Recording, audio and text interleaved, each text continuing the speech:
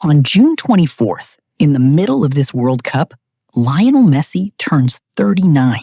He will play a match for Argentina around that day, as the oldest version of himself the world has ever seen wear that shirt. And almost everyone watching already knows something Messi himself has been reluctant to say out loud. This is the last time. Not the last time he plays football, the last time he plays in this, the tournament that defines legacies more than any other event in sport, the one he spent 16 years chasing before finally holding it in 2022. And here's what's strange. The ending of Messi's World Cup story isn't really about Messi anymore. It's about something that happens to every elite athlete, and almost nobody talks about it until it's too late. This is Messi's 6th World Cup. Nobody has ever played in 6 before as an outfield player at this level. He holds the record for most World Cup matches played, 26. The most minutes on the pitch, over 2,300. He's Argentina's all-time leading World Cup scorer, tied with Pelé for the most career goal contributions in tournament history. Every one of those numbers was built across 18 years. From a teenager who scored against Serbia and Montenegro in 2009 to a 35-year-old who finally lifted the trophy in Qatar.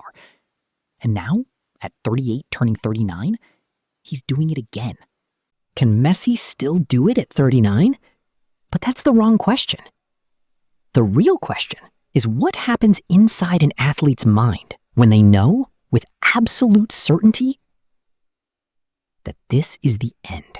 In 2013, sports psychologists at the University of Lausanne studied elite athletes approaching retirement and found something they called terminal motivation. Athletes who know a specific date marks the end of their competitive career undergo a measurable psychological shift. For most of a career, every match is an investment. A bad performance has consequences next season, next contract. Fear of failure is rational because failure compounds over time. But when an athlete knows there is no next time, the fear that used to sit on their shoulders during every match starts to dissolve.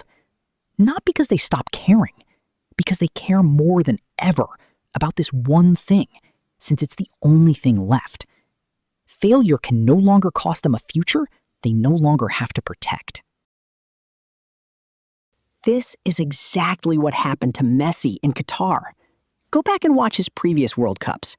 2014, the final against Germany, he looks burdened, like a man carrying the weight of an entire country's unresolved hope.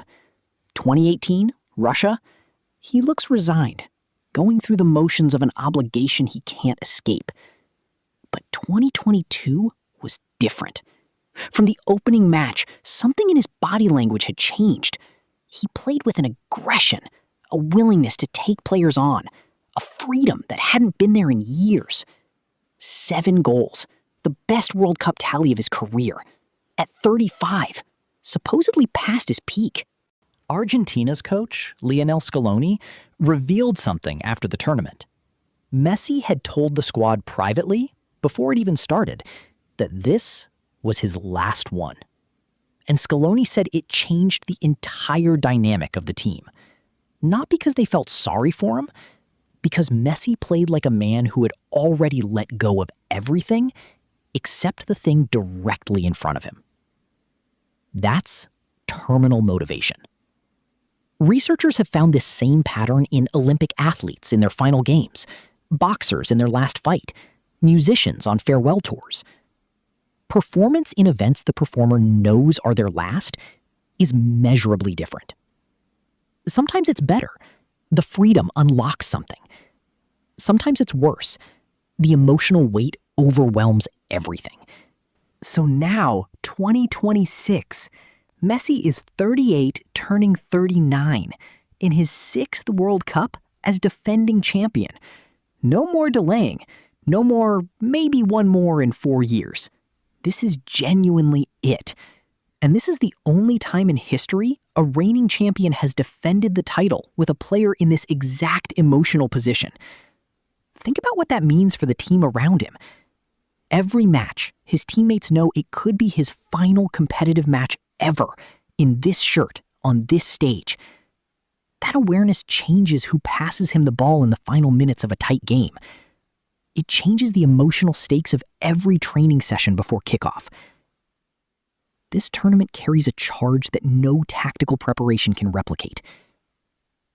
This is it. Let's make sure it ends right. And here's the part almost nobody is talking about. This doesn't just affect Argentina. It affects how the entire tournament gets remembered. Every World Cup produces moments replayed for decades. But last time moments carry different weight in collective memory. They don't just get remembered, they get mythologized. They become the closing chapter of a story the world has been reading for 2 decades. If Messi scores in this tournament, any goal, even a small one, it won't be remembered as just a goal. It will be remembered as part of the ending. And if Argentina go far, every match becomes part of a farewell the entire footballing world is writing in real time, whether they intend to or not.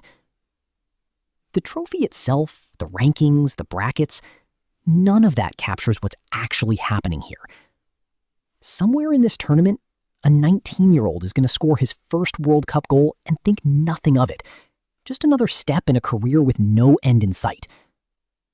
And somewhere else, a 39-year-old is going to touch the ball for what might be the final competitive moment of his career in this shirt, on this stage.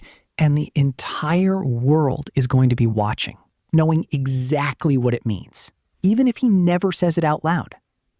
That's not a prediction about who wins. That's just what this tournament already is.